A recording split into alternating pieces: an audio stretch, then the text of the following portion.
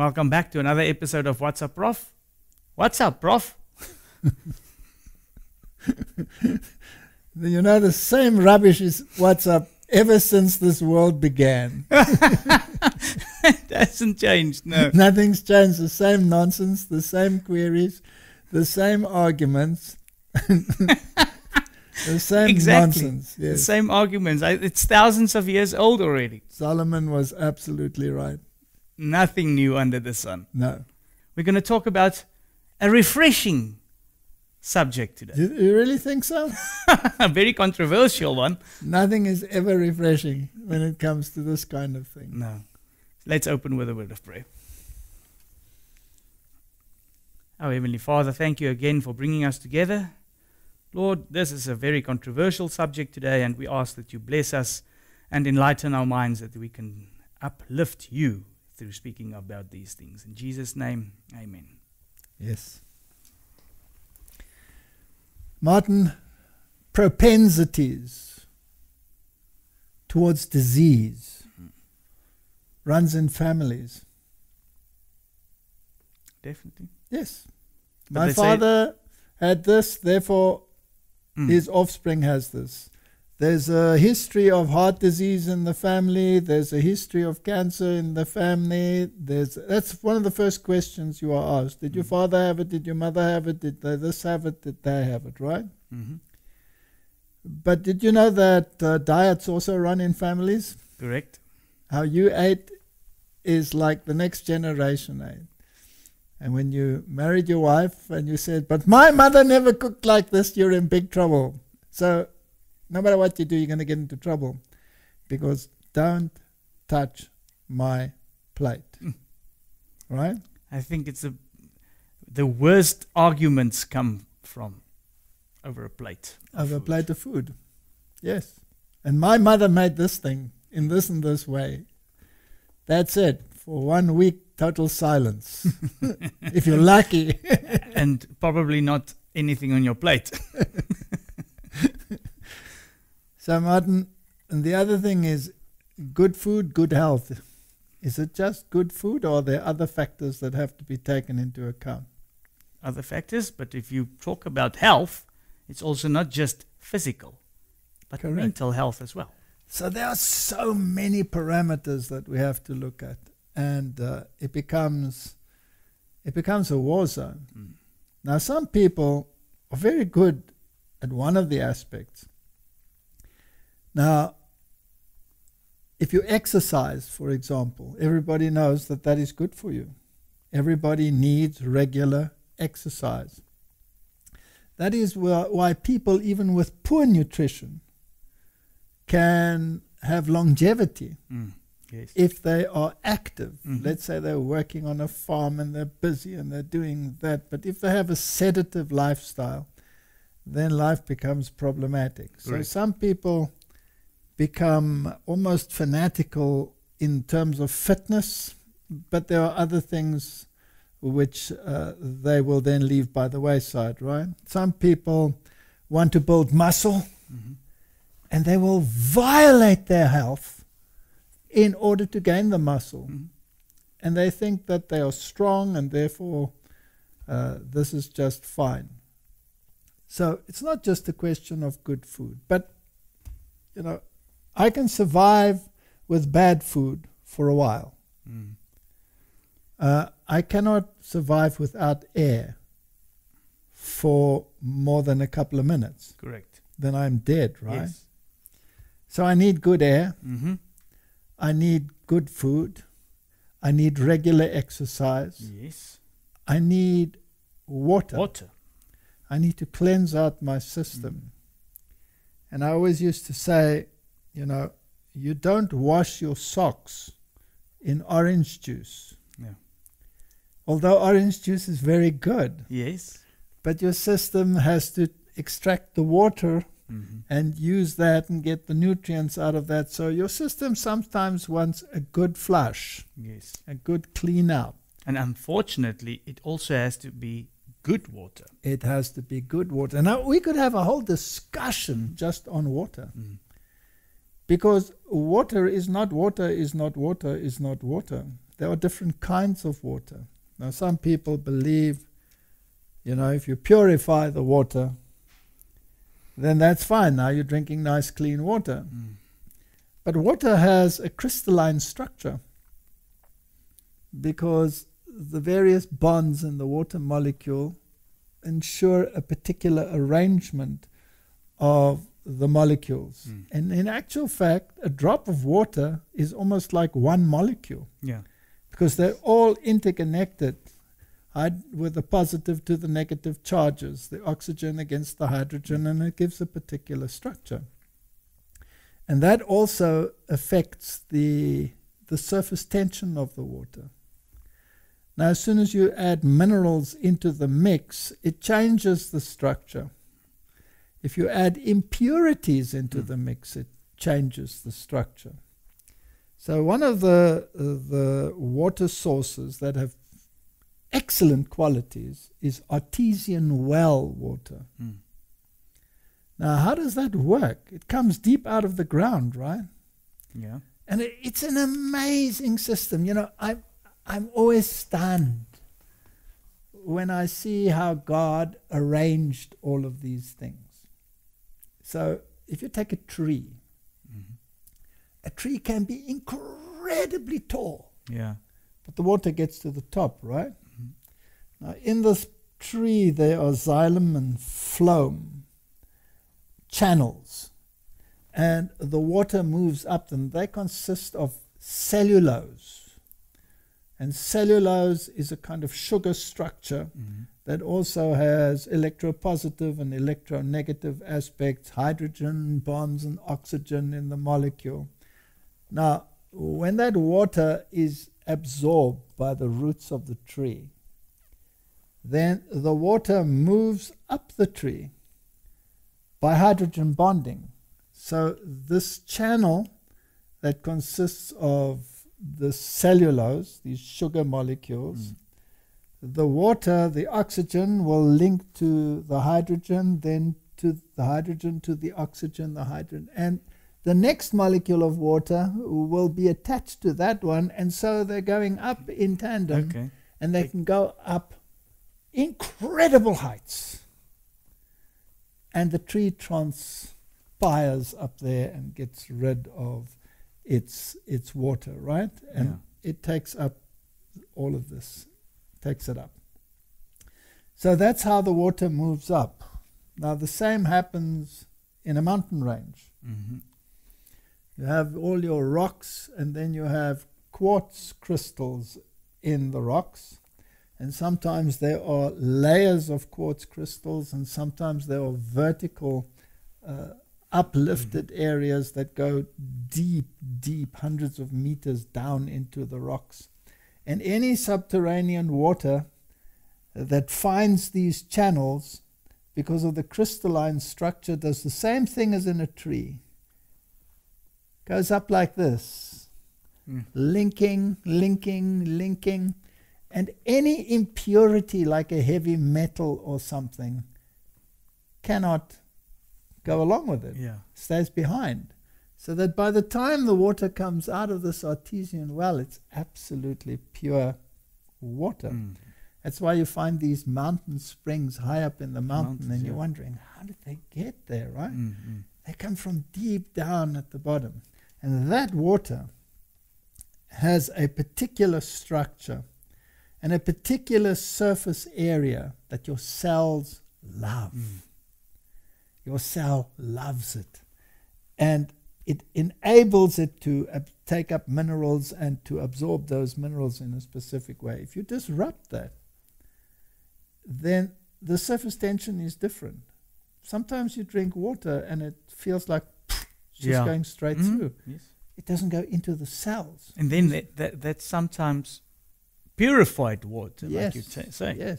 So what kind of water is very important. So good water. My advice is good spring water is the best water to drink. That's my opinion from all the reading that I've done on the matter. If I may ask, if you read the label on the spring water, what will be anything negative on there that you should look for? Well, they often give the quantities of minerals or substances in there. It shouldn't be high in sodium, etc., etc. If it says spring water and it tastes sweetish to the taste, then it's probably a good water. Yeah. Prepared water is not good water. Well, it's not in the same class as artesian well water. Basically what I'm saying, Martin, is the way God designed it is always the best. Correct. And that's a principle. The way God designed it is always the best. If you want to go to a mountain stream and you're looking there and you see tadpoles swimming in the water, that's good water. You can drink it. If it's sterile, there's nothing there, then be concerned. Correct. All right? People are inclined the other way. Oh, there's a frog in the water. I'm not going to drink this water. The frog is in the water because it's good water. Right? So the way God designed it, that's a principle. Now, if you come out of the world, nothing is ever like God designed it. It's as man manipulated it. Yes. That would be the best, right? So what is good food? How do you achieve good health? You need exercise. Correct. You need good food. You need good water. You need sunlight. Yes. Sunlight. Sunlight resets your program, your computer program. Sunlight not only produces vitamin D by the radiation impact on the skin, but it also resets your hypothalamus, your master control endocrine gland just below the base of the brain. Yeah. And then you have your pineal gland, which lines up and with the amount of light that comes in, light and darkness, etc., sets your melatonin levels, which are incredibly important for a good immune response. Exactly.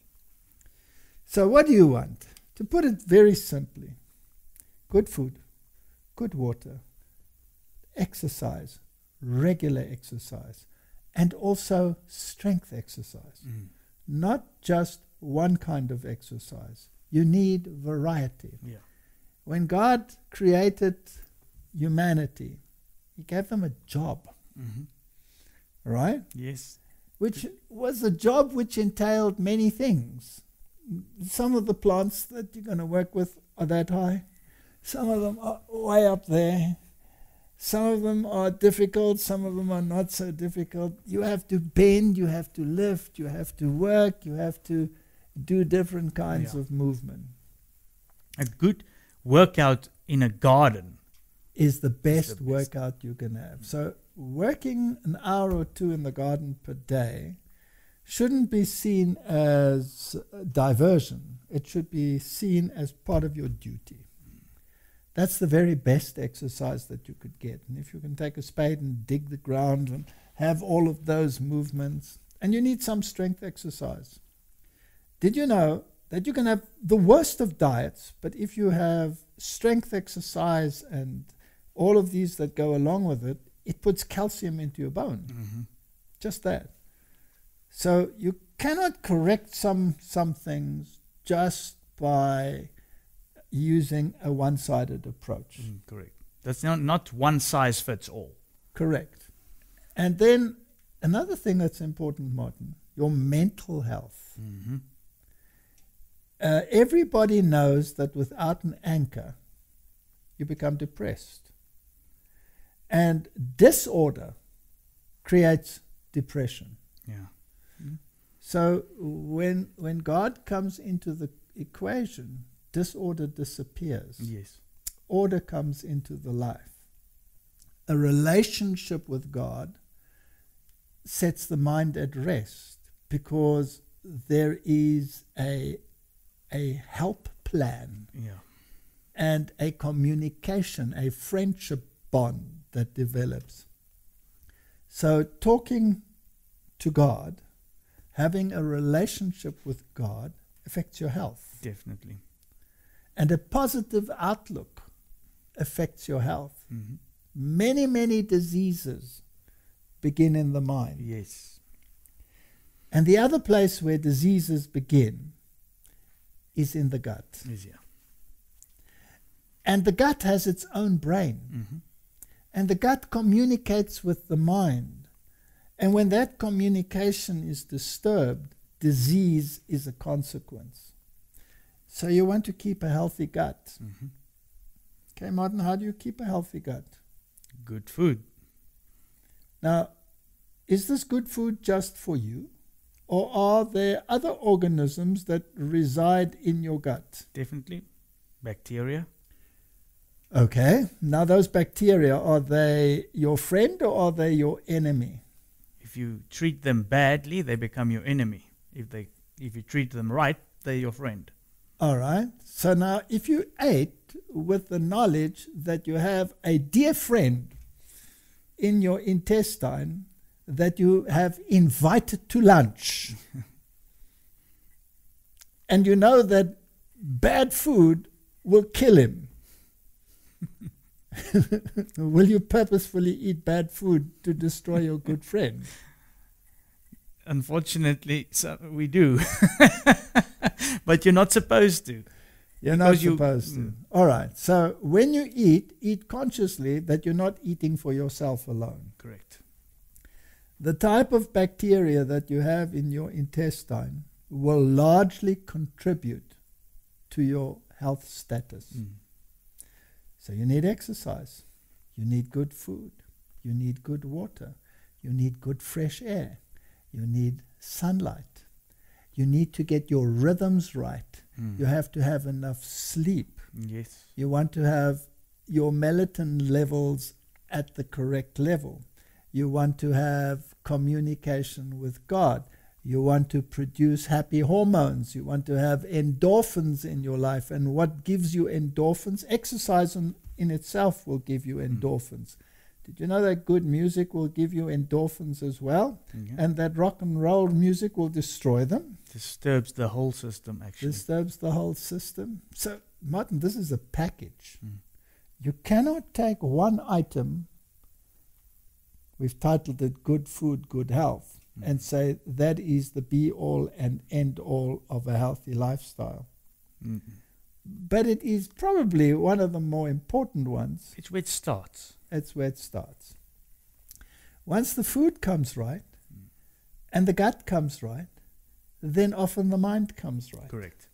When the mind comes right, you can discern spiritual things. And then suddenly this book becomes very important, and your communication with God can improve. Did you know that even the occult world says that if you want to have a good spiritual experience, you better eat a particular diet? Yeah, you've mentioned it before. We've spoken about that before. All right, so let's attack this from an holistic point of view. And then we also, Martin, need to talk about what happens when things go wrong. Correct. Because that's where most of us are today. Yes, everything's going wrong at the moment. And what perceptions are there out there in the world? Now, we had this discussion about science, right? And just because you have a white coat doesn't mean that you have the right coat. Correct. Sorry, but that is a yeah. bit poetic, but it's a true statement. It is. It's if you are saying that you've got the we behind you, the we's not always right, like Correct. you said. And if you have a white coat, it doesn't mean that you know what is good for your plate. Because what comes to your plate historically is what you are inclined to use, right? Correct. You mentioned earlier that even if the diet is a little bit not the best that it is, but somebody works hard and all this, it keeps him going longer. I've got an example, for instance, if you take farmers. Yes. Most farmers, well, the older generation farmers, work hard, and that's why whenever you want to mention something about food, they'll always tell you, but my grandfather there are many 80 or 89 or 90 years old, and that's when you're talking about diet. Correct.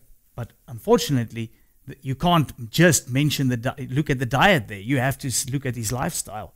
So let's look at all of these things and see whether we can make some sense out of it. Now, a few years ago, there was a man who decided that he was going to eat only one particular kind of food that was dished up by a franchise. Yeah. And what the result was, and since then there's been a huge outcry, and some of the menus have probably changed a little bit here and there, but generally speaking, is fast food the answer to good health? Definitely not, but... All right, and we spoke about disease and obesity and all of these issues. And that directly affects your immune response, your health status, and if there's a pandemic, those most at risk will be those that are overweight, that have high blood pressure, and that are compromised in many, many areas. Correct. Right? So let's just look at a little video from that ancient time and see what transpired. Your blood tests are excellent. Okay, you're starting off with a total cholesterol of 168, which is less than 200, and it's really superb. Your blood level's fine, your iron level is good as well. You have no evidence of diabetes, your fasting blood sugar is very low. The other thing that we looked at were all your electrolytes in terms of the salts in your blood, your kidney function, your liver function. They were all perfect. Your triglycerides, which is your building blocks of fat, basically from what you acquire from eating fat, is 43, which is low, which is good. I think the worst case scenario is that you increase your triglycerides and your cholesterol level, and if you have any heart disease in the family or any underlying heart disease, you're putting your heart at risk. I expect to see an increase in your triglycerides because that can be affected. You're at 87 now, and I think that will change. And I think that's the only thing that will change. Out of everything? Out of everything. I mean, there might be some minor variations, but the body is extremely adaptable. And the kidneys will handle any extra salt that you're taking in, and your liver will be able to metabolize additional fat. Your total cholesterol was 165 before, now it's 225. A liver that's inflamed in any way or sick in any way will leak some of its enzymes out into the blood. So this is very non-specific, but it means the liver is sick. Yeah. And the most likely cause of your liver sickness is a fatty liver. Your liver is now like pate. SGOT was originally 21. Now it's 130. And SGPT was originally 20. Was 20. Now it's 290. More than tenfold increase. That's not good. Not good. Not good. Not good. So if somebody were doing this to their liver with alcohol, they could theoretically wipe out the liver, wipe out all the liver cells, and there'd be liver failure. Now, I've never heard of anybody doing this to their liver with a high-fat diet.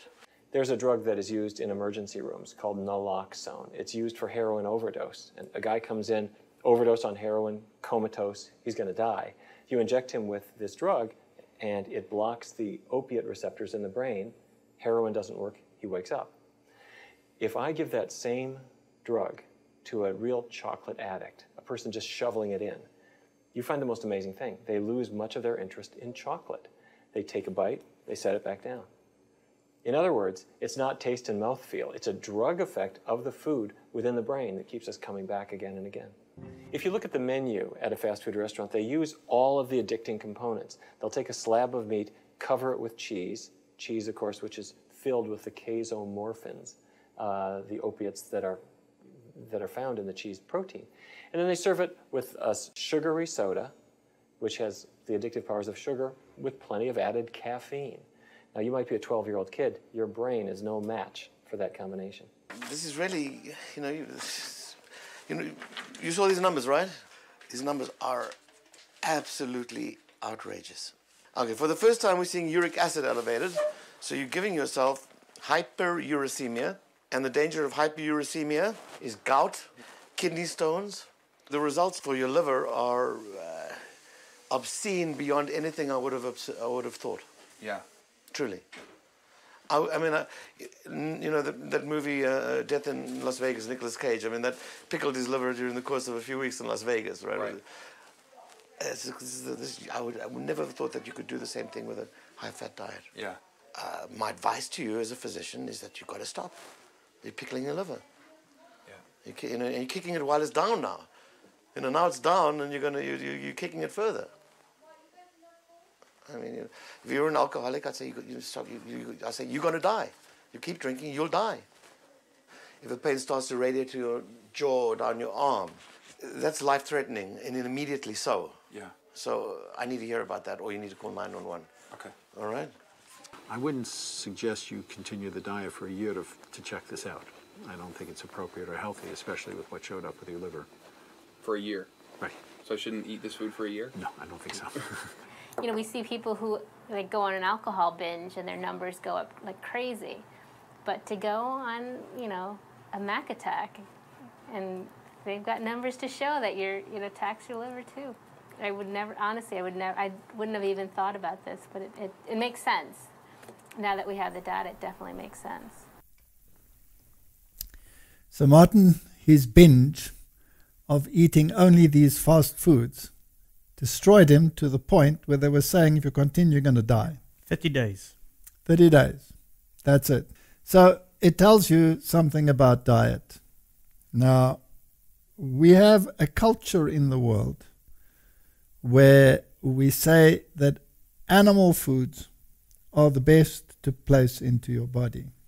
That is in direct contradiction with the good book, right? Correct. And we've read this many, many times, but it's in direct contradiction with what this book has to say. Because it says there, and God said, I have given you every herb-bearing seed which is upon the face of all the earth, and every tree in which is the fruit of a tree yielding seed. To you it shall be for meat, which means food. Mm. Remember when the King James says meat, it means food, not flesh. No. Flesh is Meat. Flesh is what we call meat today. All right. So the original diet was totally plant-based. Every seed, that's every legume, every nut, everything that you can imagine of, that's of a seed nature. And then every tree with fruit on it. And then after the fall, vegetables were added to the diet, not meat. And the longevity of humanity was in excess of 900 years. Yes. When meat was added to the diet, within one generation it fell to half of that. And in the next generation to half of that again, until we are eventually where we are now, 70, and if by reason of strength it should be 80, you can count yourself lucky, right? Mm-hmm. The average life expectancy is much, much lower than that. So we cannot look at the extremes and make conclusions. So the bottom line is the Bible says that every creature was vegetarian, Mm-hmm. including every other animal on the planet. And what has transpired since then is as a consequence of sin. When Jesus was asked many times about why did Moses permit this, etc., etc., etc., he would say it was not so in the beginning. Yeah. So it's important to have a look at what was it like in the beginning. Mm-hmm. And that was the ideal. Correct. Now, if you apply that health principle today, then we know that if you have a vegetarian diet, and particularly if you have a vegan diet, that is a balanced diet. Now, that is important. And it's important because, just to make it clear, it's a plant-based whole food diet. Correct. Plant-based whole food. Today, the word vegan is not really what it's supposed to mean, because today it has all kinds of emotional things added to it, like animal cruelty acts, etc., etc. And we're talking about a plant-based diet. Yes, the healthful. Now, as we all know, because we've discussed it many times, I myself was a carnivore. And I was not very healthy. Can I just ask, didn't you have a record somewhere about a burger eating contest? Oh, yes. I won various competitions and steak eating Oh, yeah? Yeah. exercises. Yes, I had a huge capacity for animal protein. And I was a very sickly person, if you think about it. I was incredibly fit. Mm. And that, I think, was my saving grace, because I played a lot of squash, which is a high energy activity. But whenever I had a game, I would smell like a horse, Yeah. as the salpeter would come out of my system. And your whole demeanor, your skin, everything is totally different. Mm-hmm. I had huge pores on my face because my body was constantly trying to throw out these toxins. Now, if you have a high animal protein diet, then the amino acid mix that you have is not the same as you would get from a plant-based diet. No. So if you have a diet of grains and legumes, which are the seed-bearing plants, right? Mm-hmm. Any grain mixed together with a legume in a meal gives you a perfect protein with every amino acid that you require.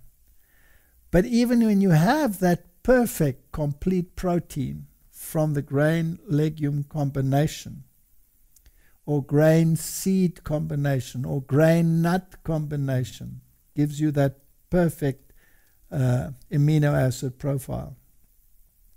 If you get the same complete protein from an animal protein, the ratio of the amino acids is different. Now, one of the amino acids that plant-based diet will give you in high quantities is the amino acid arginine.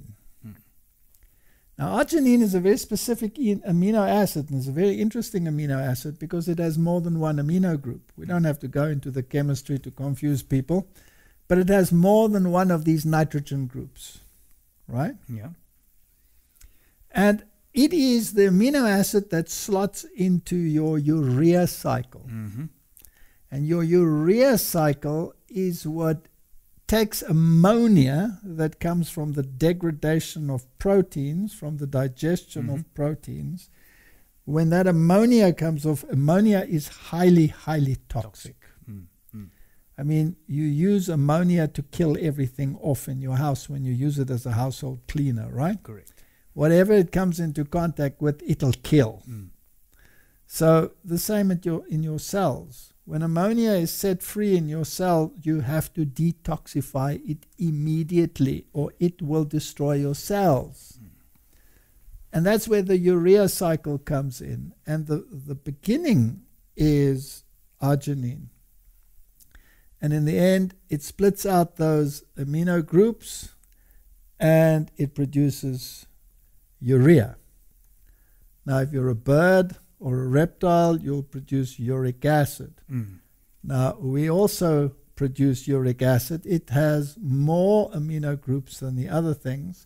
So a person that has an overload of animal protein in their body will also produce uric acid. And that can lead to other issues like gout and all of the other secondary diseases.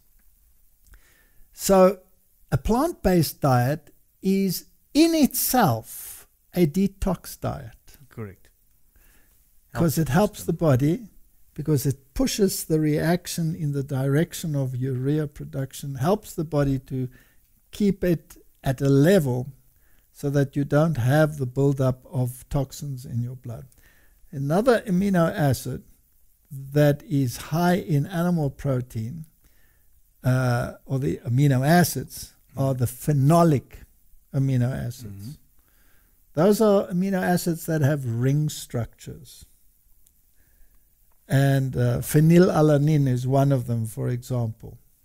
Now, these ring structures are like benzene, and they can be carcinogenic in high concentrations. Now, if you have a diet that consists of a high protein diet, low carbohydrate diet, then your body has to change the protein into a carbohydrate. Because your brain, your nervous system, requires pure carbohydrate. Yes. So now your body has to work 3 or 4 times as hard to get that same nutrient that your brain needs. Correct. Now, the way people think in the world is to say, carbohydrates will make me fat. Therefore, I'll stick to a high protein diet.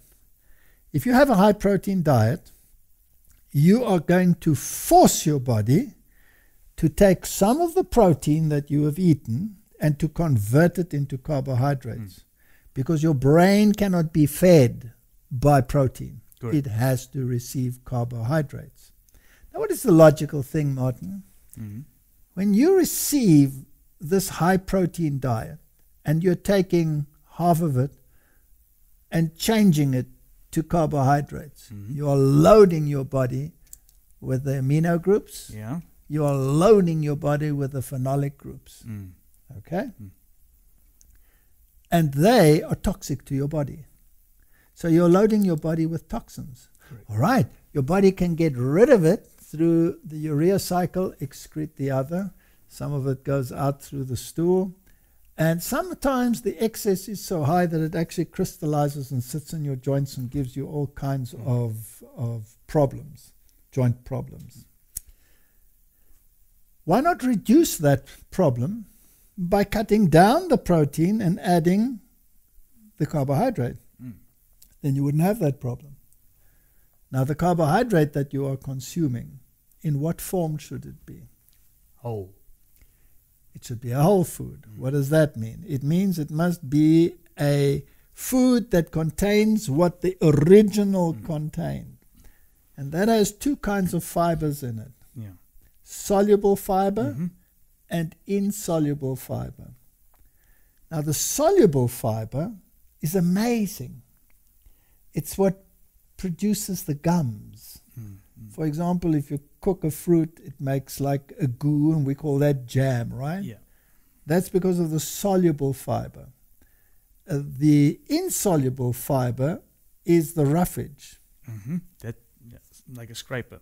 Yes. Now, the roughage, the insoluble fiber, gives you gut mobility.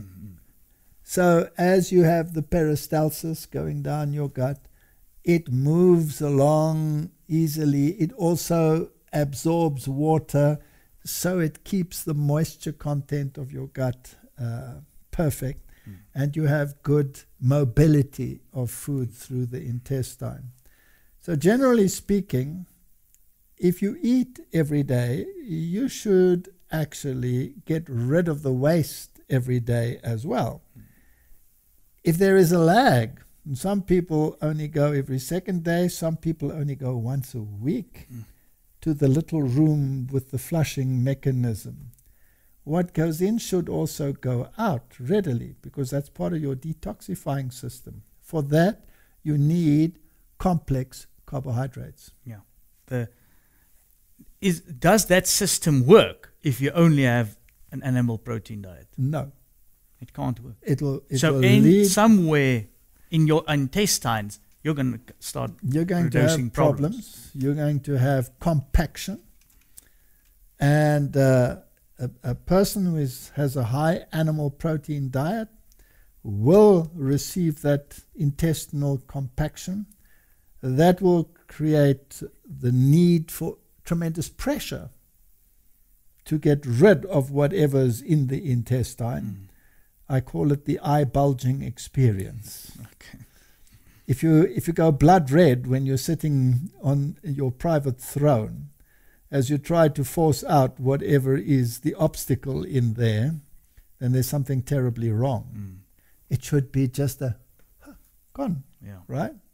That's how it should be. I just want to come back to the fiber that you were talking about and just restate the importance that it has to be whole, complete It has to carbohydrate. Because whenever it's processed, that the whole system is not going to work like you've just mentioned. Whole food doesn't necessarily mean that you're not allowed to process it. Okay. But it must have everything that was in there originally. Exactly. Nothing must be taken out. Industry has so changed humanity's diet because industry requires mass production. Yes.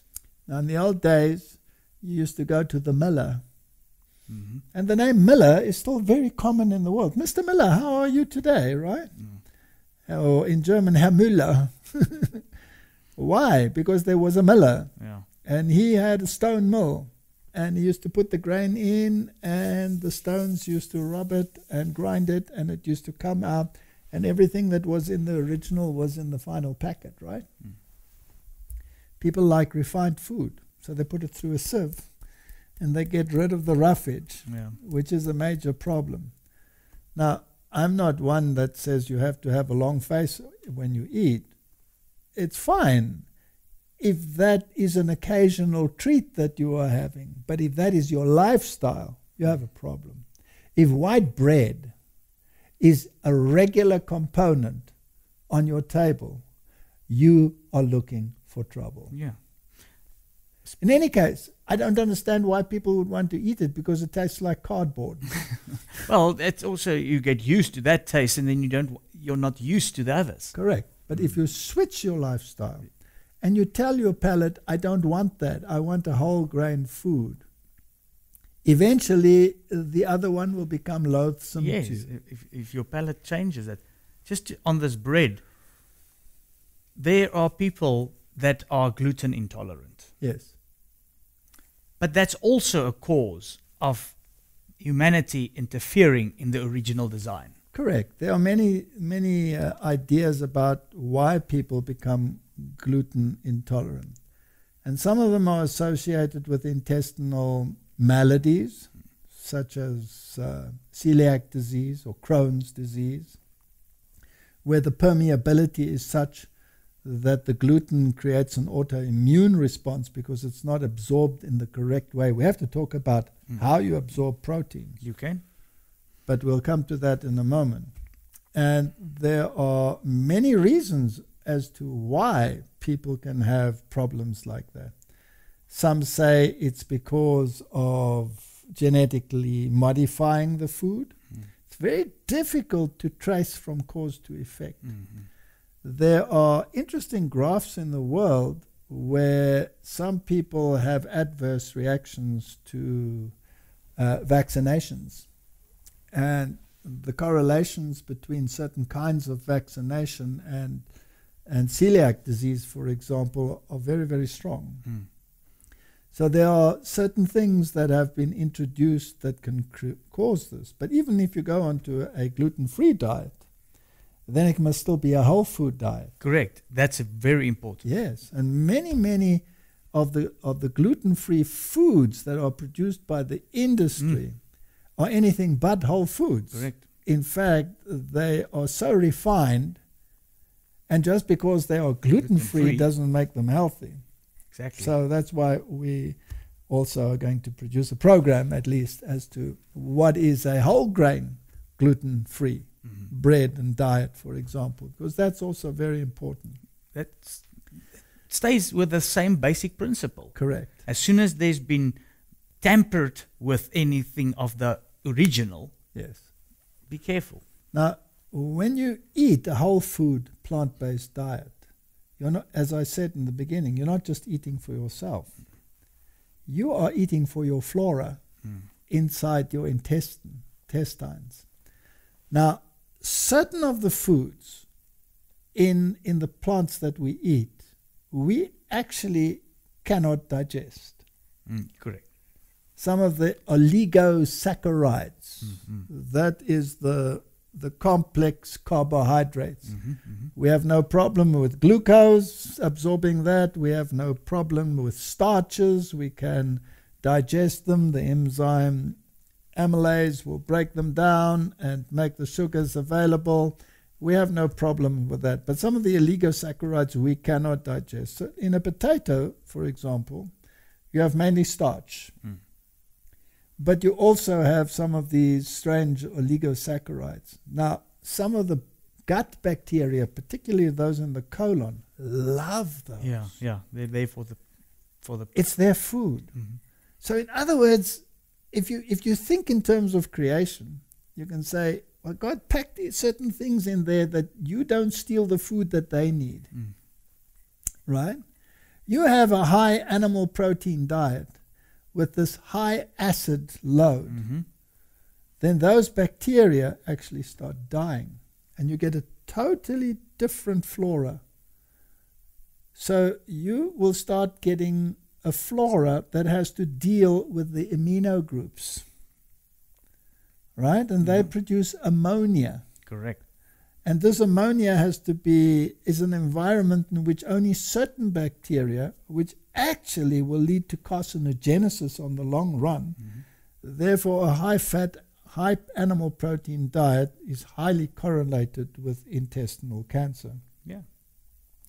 So all of these things are very important. Now, it's always interesting to me it was fascinating to me to determine how protein digestion actually works.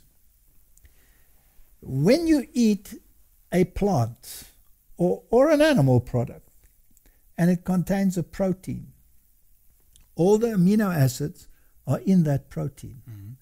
Some proteins are hard to digest, and some are easier to digest. Now, in your stomach, you have an enzyme called pepsin. And pepsin takes a protein and chops it up into chunks. So it breaks it up into polypeptides, right? Little chunks. And the more animal protein there is, the longer it takes to digest. Okay?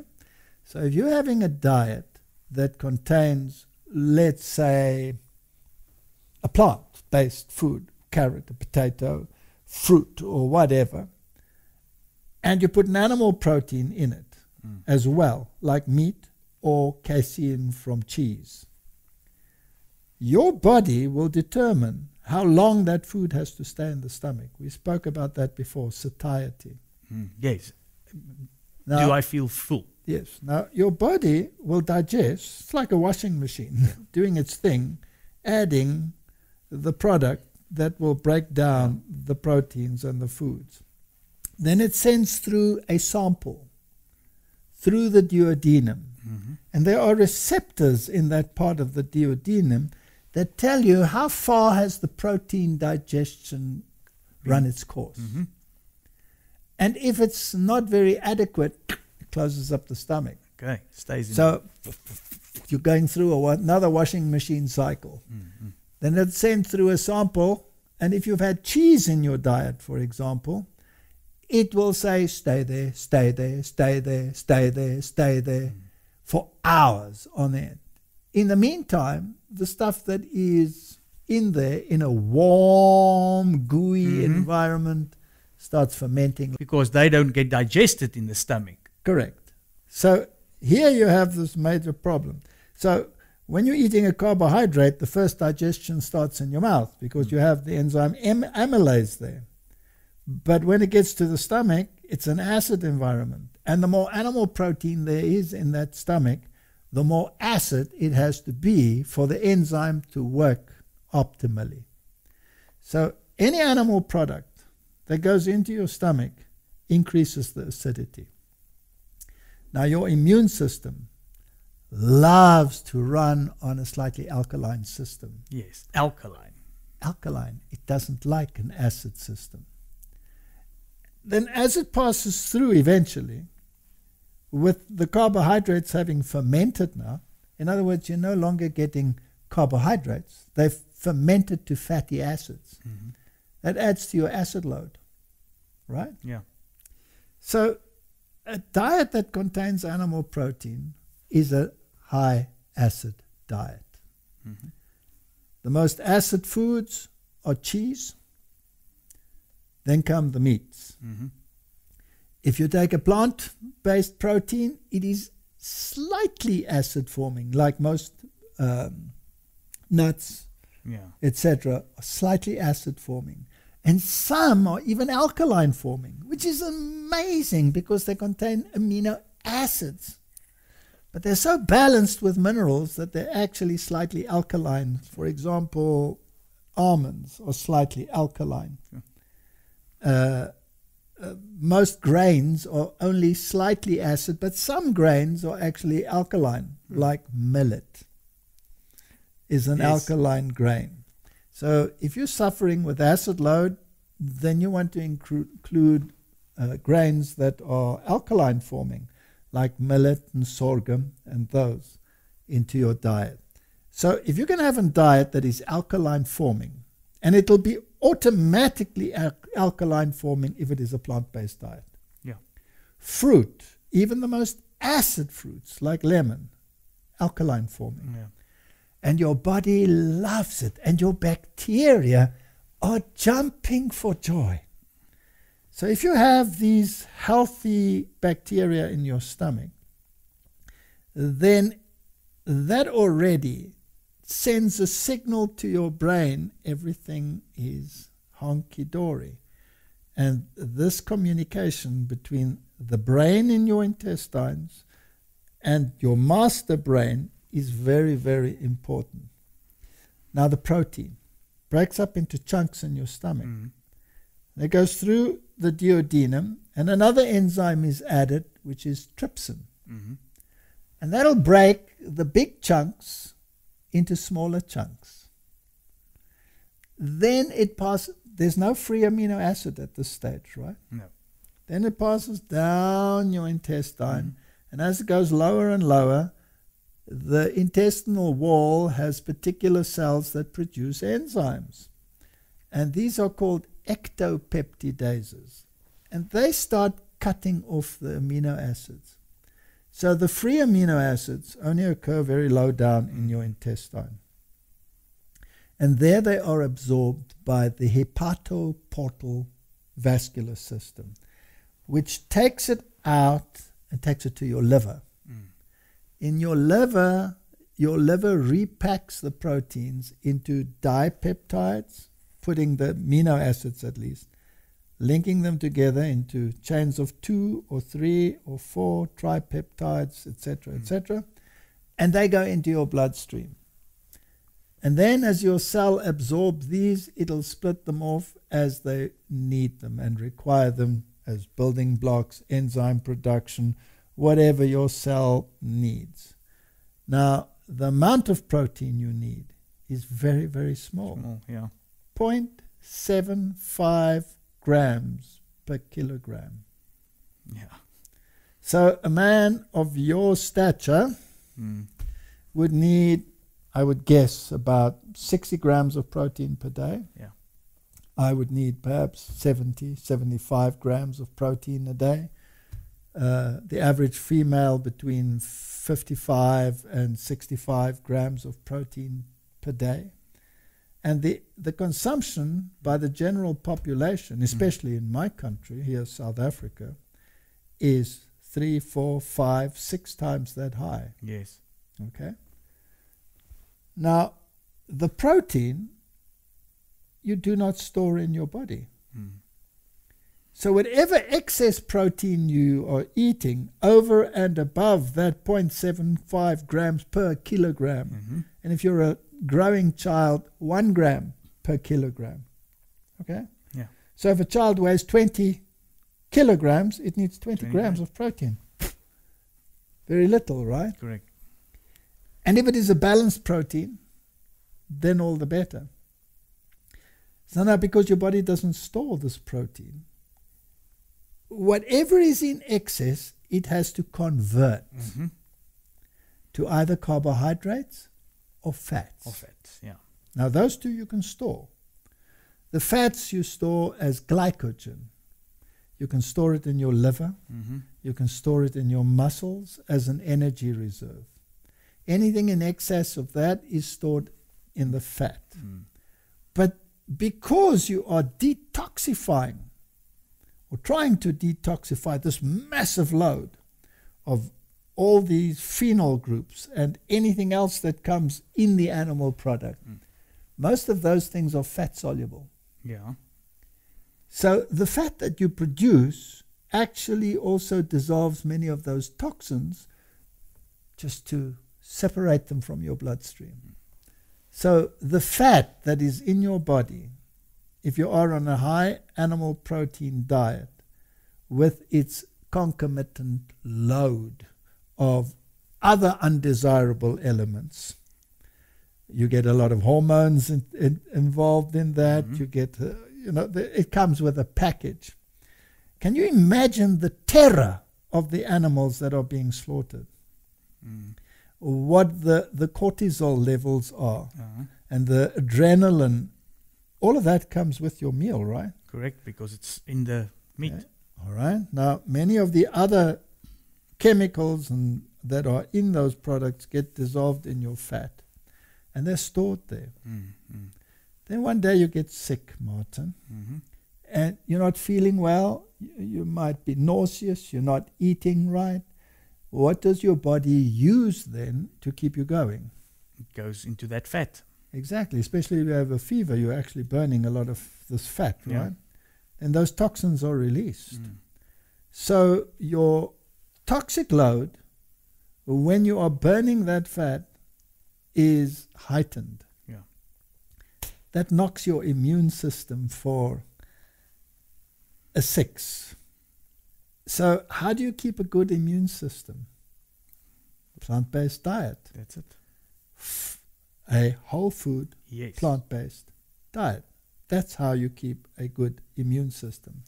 So animal proteins, we tested them in the laboratory.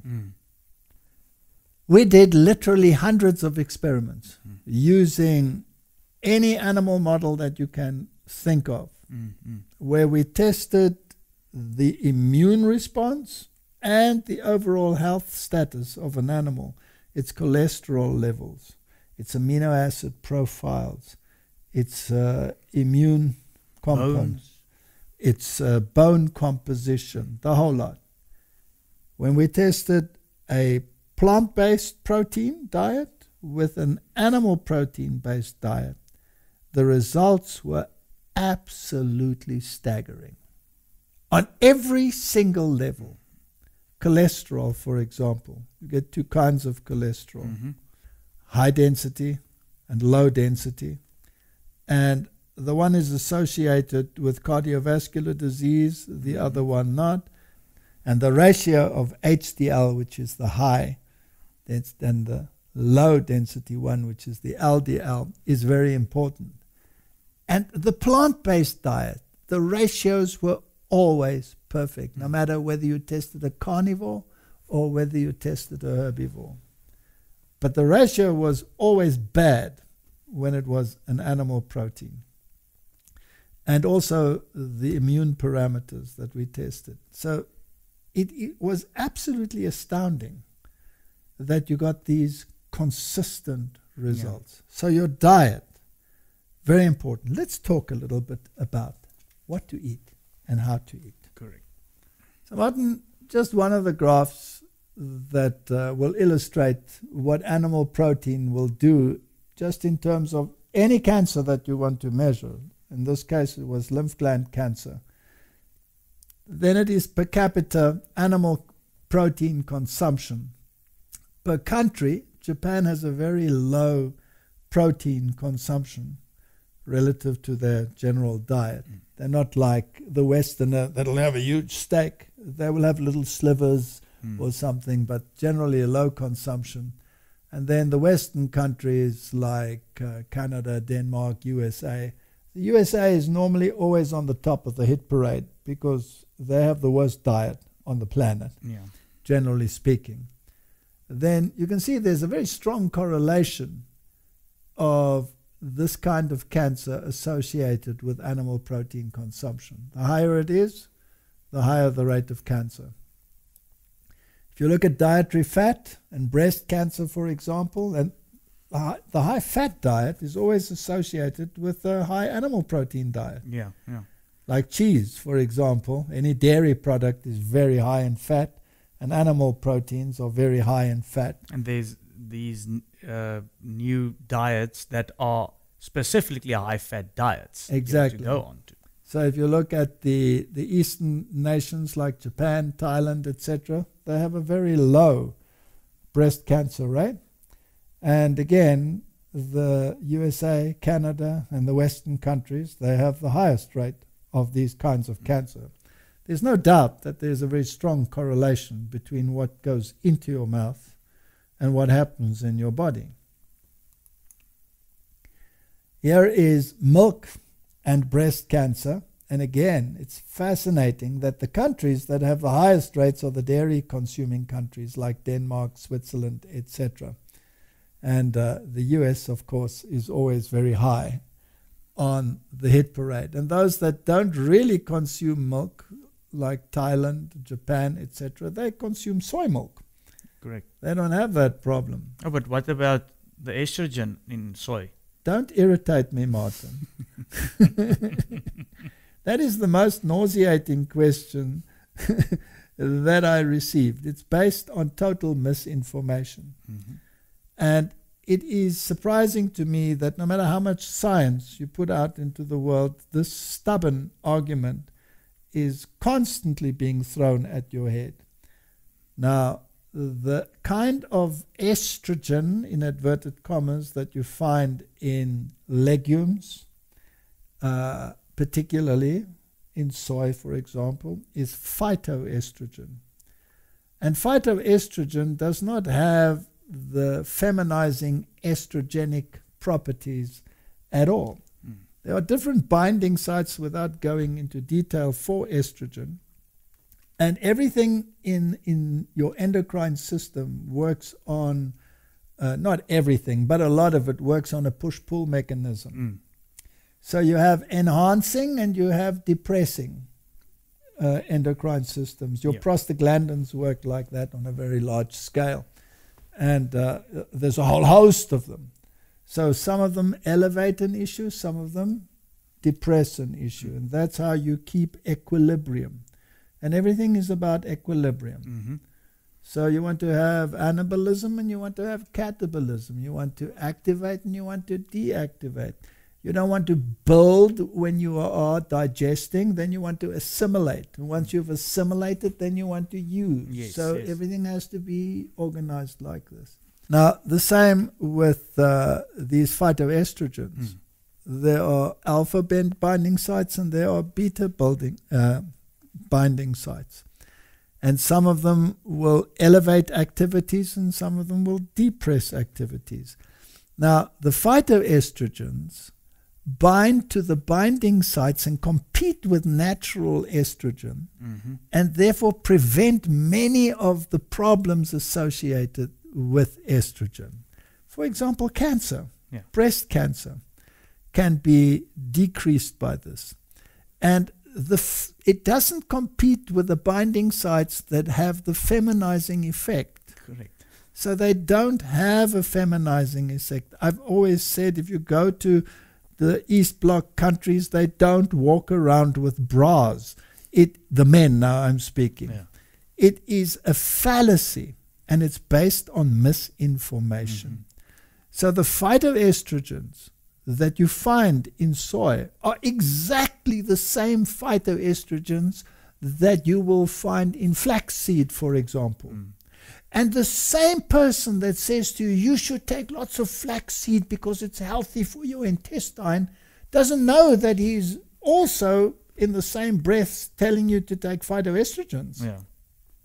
The one that is in there is synestrogen, and it's the same that is in soy. But because soy competes with the dairy industry, therefore it has to be targeted. It is absolute stupidity or ignorance that makes people speak that way.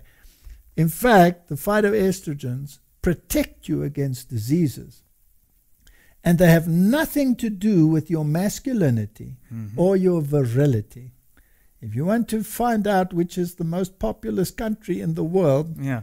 and which is one that is well known for its virility, Yeah. then it is particularly those nations that have high consumption of these very things. Exactly. There was a popular study that was done, it was called Game Changers, remember? Yeah.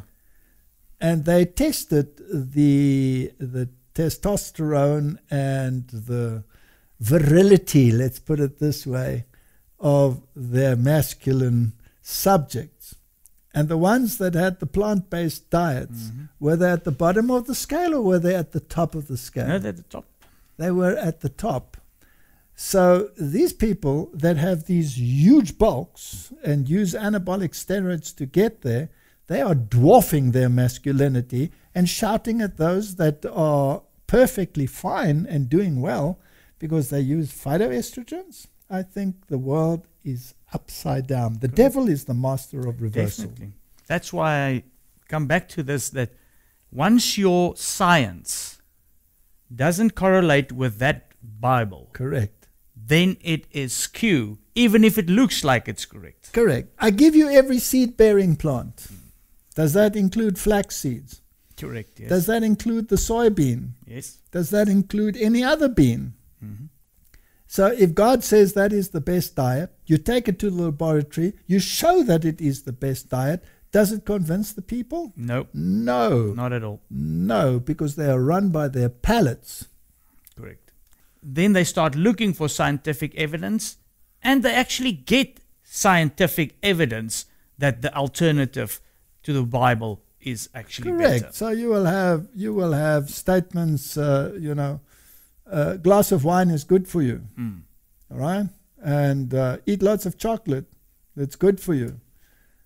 And drink lots of coffee, because we found something good in coffee. Yeah, some tests show now that caffeine is actually, there's good in caffeine. Exactly. But if you look at the detrimental effects and you see the 40% reduction in oxygen supplied to the brain, then it's absolutely ridiculous that you can even argue like that.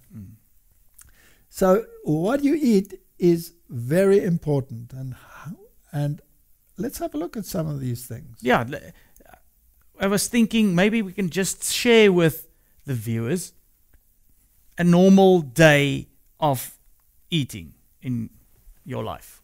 A normal day of eating in my life, No, okay, my life as well. in your life as well. All right. Because a lot of people, okay, so if you've got people now that decided, okay, I want to give this a go, where do you go to? All right. Because we were like that. You're at a total loss. Okay, so I want to try this. How do I start? Where do I start? All right. All right. What is a good diet? We've read it in the Bible, and I've proved it in the labs, Oh, definitely. and many people have proved it as well. And the China study stands out as a monument. And many other studies have been done. I mean, the literature is replete. So a diet that contains a lot of fruit is an excellent diet, right? Now, fruit contains a lot of water. Fruit contains carbohydrates largely, contains very low quantities of protein. So this cannot necessarily constitute all of your diet. No. Although some people have gotten by with, I eat only fruit. Correct. You can. Yeah. But generally speaking, it doesn't say eat only fruit. I give you every seed-bearing plant. So a breakfast of grains and fruits would be an excellent Yes. So breakfast. we often start off with a bowl of mixed fruit. All right. Now, what are you getting in this mixed fruit, Martin? You're getting carbohydrates, right? You're getting water that is actually cellular water.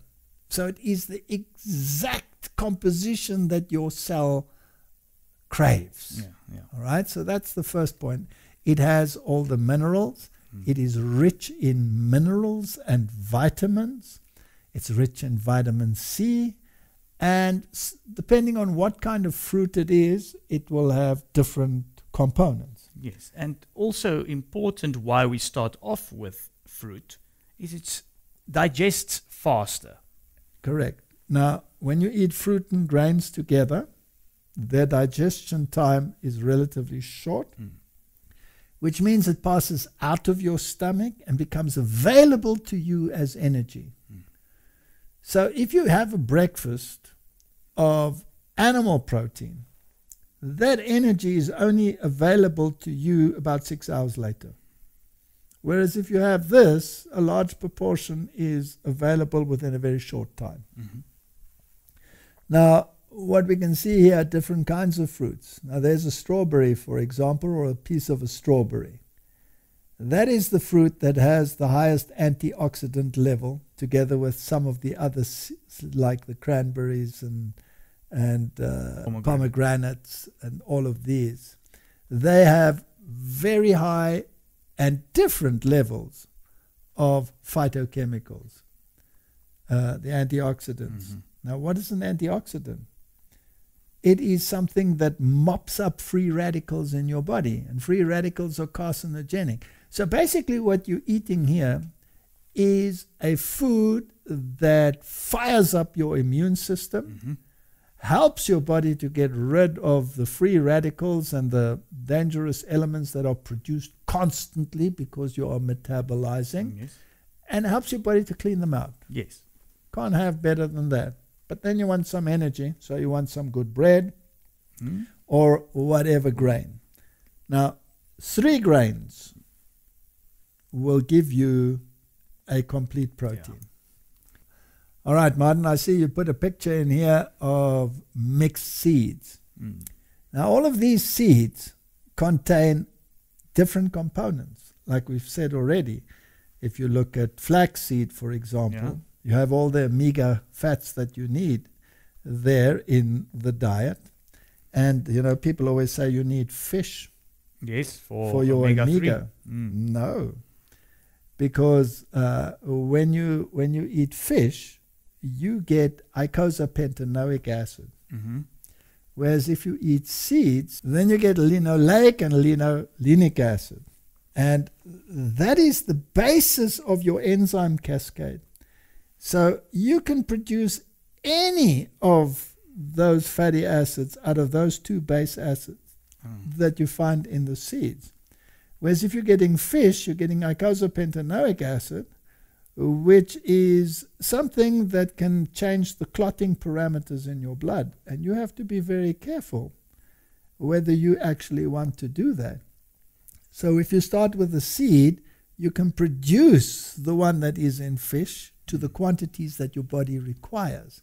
Whereas if you eat it in the form of the fish, you have no control over the quantity. And so your body has to constantly correct whatever the problem is. So in any case, this is one of the best things. And I see, Martin, in your bowl here, you have pumpkin seeds, which again are rich in phytochemicals that are a deterrent to prostate cancer, for example, and prostate health. So if you grind this all up, either in your mouth or in a machine. We grind the seeds and we throw it over our fruit. But everybody can do it in the way that they like. That's just the way that I can get the seeds. It's not as dry or anything, and you get quite used to it to get it into. Yeah, some people put it into their porridge. And here I see you have a bowl with different grains in them. So run us through this breakfast of yours. Well, the thing is, like you said earlier, it has to be 3 grains. Yes. And they are... Well, it doesn't have to be. You see, Martin, your amino acid pool in your blood stays there for at least 18 hours. So let's say you only had 1 grain for breakfast. Let's say oats. You might have a shortage of some things. If later on in the day you're eating bread, you're adding the second one. And that pool stays there. So you don't have to eat it all at the same time. Of course, if you eat it at the same time, fine. But it helps you with your staying power. Yes. With your stamina. Otherwise, you're going to be hungry. Correct. A little bit. If your body has a shortage of one element, it develops a craving. Correct. And people that have a craving for sweet things are actually satisfying the craving with the wrong thing. the body might be craving something totally different. But if you have a whole food diet, and here you have 3 grains, which are the grains that are using here? Yeah, that is millet and oats. And if I remember correctly, that's ground wheat. All right, so you have one here of millet, which is an alkaline grain, excellent. And it is a complete protein by itself. It's one of the few grains that actually has a complete protein. So it's also important that you realize that you should buy dehusked millet, right? So you buy it from a health food store or a supplier that supplies it for human consumption. Because you're not a bird. And a bird deshells it and throws out the little shells, but you would have a veritable chewing experience. So let them do that process for you. All right, so you put 3 grains together, you create a 3-grain porridge, and that should have plenty of sustaining power. And just for sake, we prepare it in different ways. Sometimes we actually, because a lot of people don't have time, so you can put this in a slow cooker for a few hours overnight. And the next morning, you got enough of this meal for 3 days. Now, it's also very interesting, Martin, that grains contain other components which are enzyme suppressants. Now, did God make a mistake when he put enzyme suppressants in there? No, because the seed has to be kept dormant. And only when it is activated is that suppressant eliminated. And cooking also eliminates it. So some of the components like the phytic acids, etc., by putting it in a slow cooker, you're actually getting rid of the enzyme suppressants, the natural enzyme suppressants. Yes. And sprouting does the same thing. So sprouts are excellent food because they have been energized and the suppressants are all gone. That makes it easier to digest. Much easier. And also you have the phytochemicals and the vitamins being activated inside it. Here you have a avo and sauerkraut bread, Martin. Do you like that kind of thing? Yeah, this is like pudding for breakfast. Now, sauerkraut, of course, is a fermented food, right? And as a fermented food, if it is in the natural state, not heated and everything killed, then this is like a probiotic. Correct. That helps. That's being a friend to a friend. That's helping your friends, sending them some friends to play with, right? And keeping the mix perfect.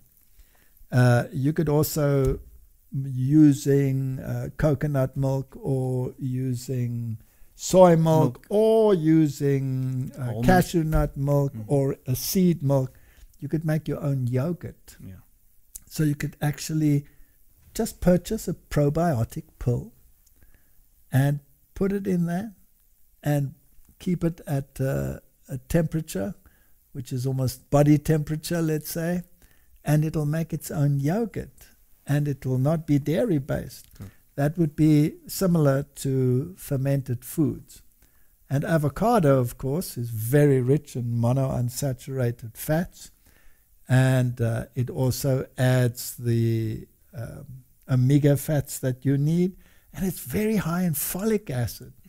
So that is an energy food. And instead of butter, use avocado if you can. Correct. Who says butter must be yellow? Why can't it be green? Exactly. And when we started eating like this, you learn all sorts of spreads that you can make with all these legumes, and you don't have to have hummus, a boring. You can make all kinds of interesting things. All right. Well, I must just add now, this is a complete breakfast the way I eat it at this stage. So it's starting off with fruit, 3-grain porridge, and then ending off with this. So it sounds like a lot of food. Now, how do you run on that? You run on that for a long time? You can run on that to about 2 or 3 o'clock in the afternoon. Exactly. Now, Martin, if you take that slice of bread, and if I look at that slice of bread over there, then I would imagine that looks like a whole grain sourdough bread. Is that correct? Correct. Okay. We started off with your bread recipe. Yes. That's also on the videos. And then afterward, a while, we got a nice sourdough plant. Who gave you that sourdough plant? A very good friend. I heard it's priceless. You can't buy it. So. No, you can't. You can't. We must actually do a little video on good sourdough bread. And once you start getting into that, then it's a totally new experience again. And once again, you mentioned that sourdough is also making that friends of you very happy. Yes, because remember, it's not supposed to be sour. Bread is supposed to be light and sweet.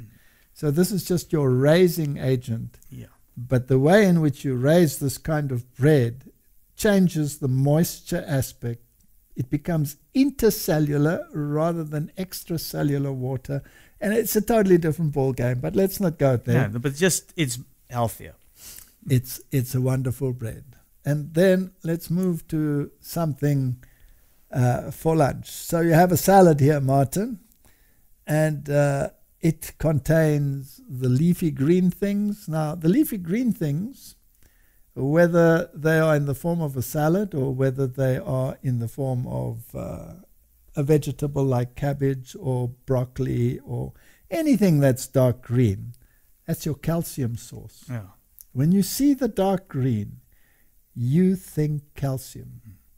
Now, animal protein, because it increases the acid load, actually removes calcium from the bone to neutralize the acidity, because that's how your body is wired. You have this push-pull mechanism of parathyroid hormone and calcitonin. And the one increases the level of calcium in the bone and the other one releases it from the bone. So as soon as your body goes into an acid load, you produce parathyroid hormone, you release the calcium from the bone. Whereas leafy greens, that calcium, because it comes with an alkaline package, is automatically deposited in the bone. So if you want to have good, healthy bones, you better eat grains, legumes, and green things. Now, if you take the African diet is grains, legumes, and leafy greens, particularly things like marroch, which is like a kind of spinach, right? That they love to eat. And their calcium intake in some of the countries, like Gambia, for example, is only around 400 milligrams per day. Whereas in the United States, it's 3-4 times that quantity. But in the United States, the women have osteoporosis, and in Africa, they have none. None, yeah.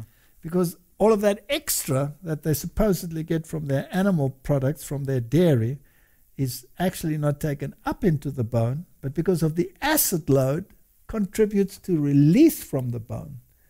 And you get rid of it through the urine, and you have a little bit of gout, etc., as a gift beside.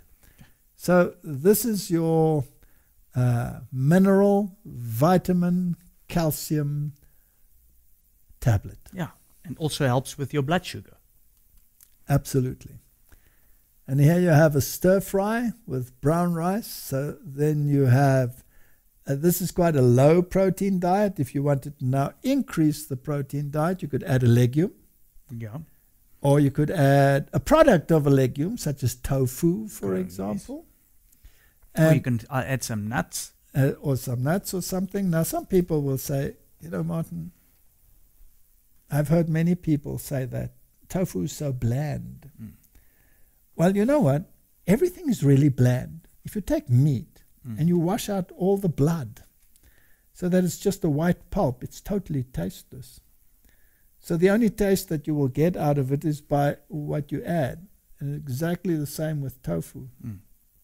You can make, if you want to know how to use tofu, then go to the countries that utilize it. Yes.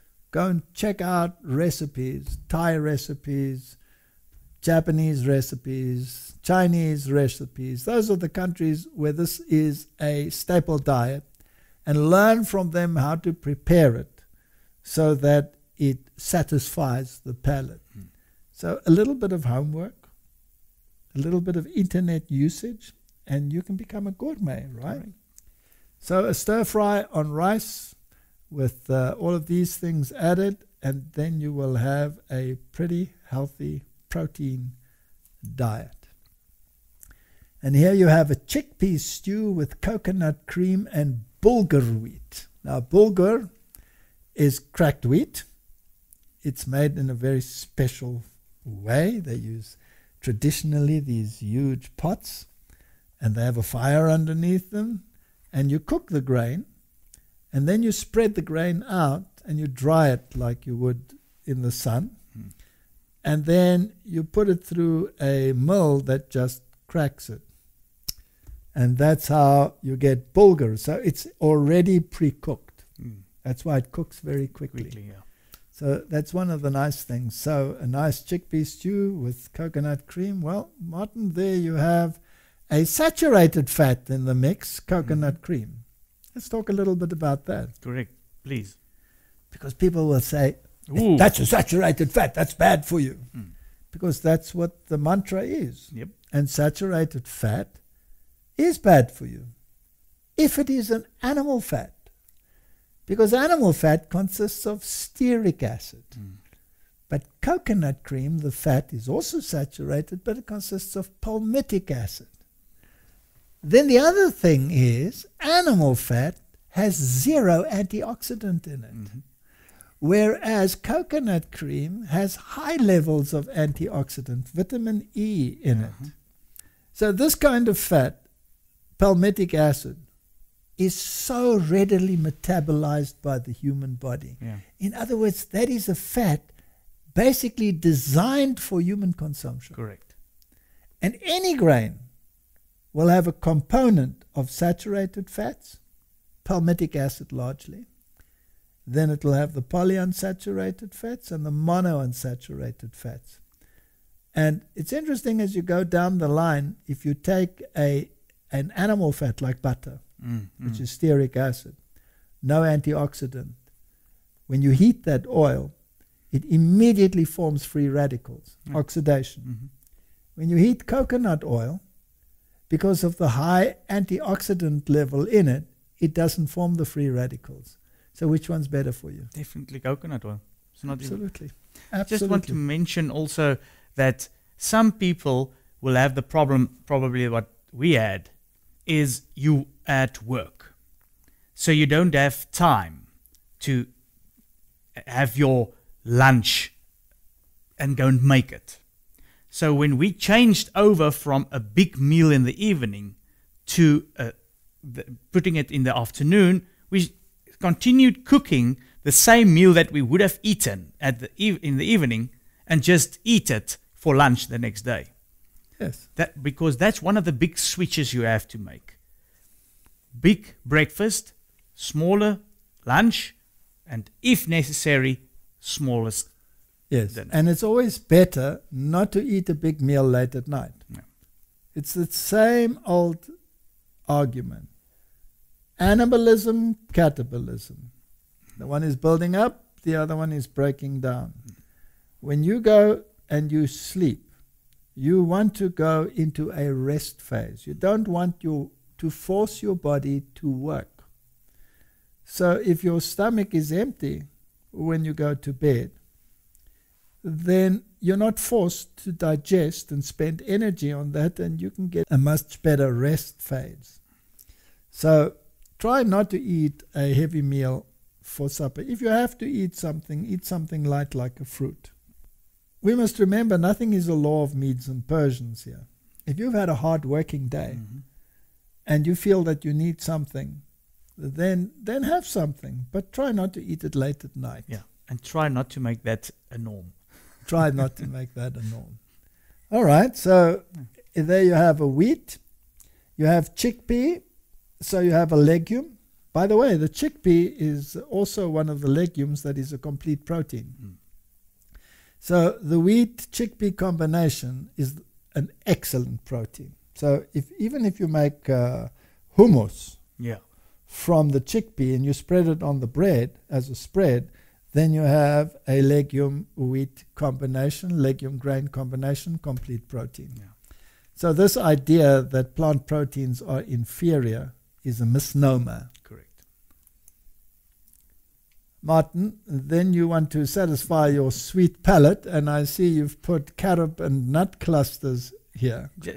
Occasionally that goes off well after. I see. Now the carob, of course, also comes from a legume, right? And it's largely made from the pods, but it is somewhat like chocolate, but it doesn't come with the opioids and the caffeines and the theobromines and the other evil little trappings that you have in that. So that's an excellent little end to a meal. All right, Martin, so we said that a grain legume is a perfect example, and here you have a red lentil spread, which you can, of course, season according to your palate, and a good bread, a whole wheat bread, then you have a grain legume combination. And for the busy housewife that wants to send the kids off with a good something, if you put peanut butter on that, you also have a grain legume combination. Correct. It's not that difficult. It's not that difficult. It's not rocket science. No, and it just takes some effort to start getting used to the menu. All right, let's just talk about this now. What have we had here in the diet? We've had foods that are rich in antioxidants and phytochemicals. That's your fruits. And minerals and vitamins and everything that you require. And different foods have different components. Correct. So if you want to make a snack now for the evening, and you have to choose between something, you want to give your kids something to eat or something while they're doing whatever they're doing. If you take popcorn, that is very rich in certain minerals. Zinc, for example, is very high in popcorn. It's easily digestible. Put a little bit of sprinkling over it, of a seasoning, and there is something to keep your kids occupied and keep them happy. Yeah. And you can snack on something like that. Whereas if you snack on the things that you buy in the store, you're going to get the saturated animal fats, or you're going to get oxidized fats like polyunsaturates that have been highly processed and heated. So you have a high fat, refined food meal that is really not good for you. So, yes, it's just a different mindset. That's it. I did write a book some time ago called Diet and Health Scientific Perspective, with lots of peer review articles that are cited in it, plus a lot of our own research. And it's not in print anymore. And then there is the book by Colin Campbell, and it's called the China Study, which sort of corroborated what was done before. So there are all of these studies which show that the diet that is advocated in the scriptures is actually the diet that is best suited for humanity. Yeah. And the China Study was not done from a biblical perspective. It was just pure science. And the same with the book Diet and Health that I wrote, was from a purely scientific perspective. But the scientific perspective happens to be in absolute harmony with the scriptures. Definitely. It has to be. And like, we're going to repeat it. If your science is contrary to the Bible, I'm sorry, it's false science. Correct. Now, the interesting thing to me was that many of the claims are absolutely the opposite of what the world would like to hear. And yet, when you take it to the laboratory, consistently the narrative that supports the Bible comes to the fore. I want to tell you, Martin, that I have found the Bible to be the most trustworthy book that exists on the planet. And it is the most denigrated, suppressed book or distorted falsely quoted book in the entire world. And at every single level, whether it be regarding the plan of salvation, whether it be the origin of all things, whether it be the diet best suited, whether it be the best mental doctor on the planet, this is the book that supplies all of those answers. And if people would only listen to what their Creator has told them, then according to his promise, none of these diseases would be doing to humanity what they are doing to it now. And particularly in the time that we are living in now. Yes. With all of this evidence, why don't we give God a chance? Because it seems to me that very soon we will be between a rock and a hard place, and we'll have to make a choice.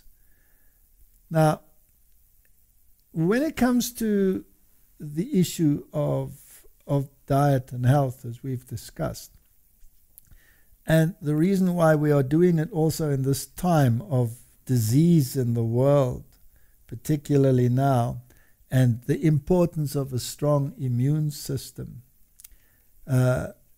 it is no guarantee that you won't get sick. Correct. Right?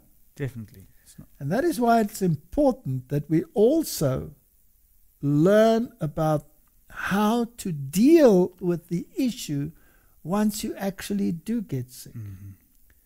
Because it is so heartbreaking to see how many hundreds of people end up in the medical system. They go to hospital.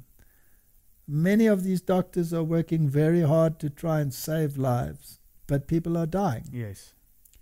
And what is there that we can do in order to give our body the best possible opportunity to ward off the effects of disease? Yes, and what is there if you do get a disease to help the body to get through this? Correct. So now we've already stated, you need exercise, you need fresh air, you need good water, you need a healthy diet that will supply everything that your body and your immune system requires to fight and ward off diseases. And if you do get the disease, what can you do naturally to help your body even further? Number one is water. Because water not only supplies everything to your body, but also gets rid of everything that is detrimental. So water treatment, whether you use the water internally, whether you use it externally, is an excellent treatment. Hydrotherapy is one of the best methods to help your body fight disease. So get into contact with people that know how to judiciously use water to fight a disease, and how to give your immune system a super boost, hot and cold compresses. How do we help a body that is overloaded with toxins or proteins that shouldn't be in the body, for example? How do you rid your body of these things? Charcoal. It's such a simple method. You can take a teaspoon or a tablespoon of charcoal, mix it in some fruit juice or something, drink it down, and it will bind toxins and take them out of your body. You can make charcoal poultices, where you take a little bit of boiled linseed, mix charcoal in there, spread them on a cloth, and make a poultice, put a piece of plastic, especially over the liver area, or wherever the problem is. If you have a wound or something, a poultice like that can draw out toxins and help your body get rid of whatever is causing the problem. There are all of these things that we can do to help the body overcome disease. Lifestyle is only one component Yeah. of dealing with a crisis. And then natural products like herb teas. Find out what herb tea does what. I mean, there's so much information on the internet. Correct. We cannot possibly provide the information in a series like this. No, we can't. And you've made quite an extensive amount of lectures on this. So I'll put all those links in. Yes. But another thing that I want to add is just put the things that you want to, you research to the test.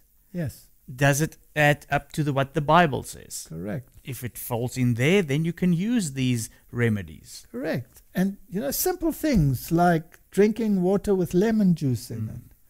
And what temperature should the water be when you are not feeling very well? And what kind of tea is detoxifying? What does stinging nettle tea do? What does buchu tea do? I mean, for things like, for example, kidney infections or bladder infections. I mean, we do not necessarily, in the time that we are heading towards, have access to medication at every single turn. But you can ward off bladder infections with herbal teas, and it's amazing how well the body responds to these kinds of things. So we should become little medical missionaries in this world, and help people find the natural remedies for the maladies that are coming our way. Thank you very much. And just lastly, the books, Counsels on Diet and Food, Ministry of Healing, excellent books to get a good basis as to what is out there and what God expects from us. Let's pray. Thank you. Heavenly Father, you have given us all the means to have healthy bodies. And yes, Lord, we know that life is not fair and some people have a worse deal than others. But within the circumstances that are available to us, you have given us options. And I pray that you will help us to choose the right ones. In Jesus' name, amen. Amen. Thank you for watching this video. To subscribe to our channel, click here. To get notifications, click on the bell. To watch the next video, click here. Thank you, and we'll see you again.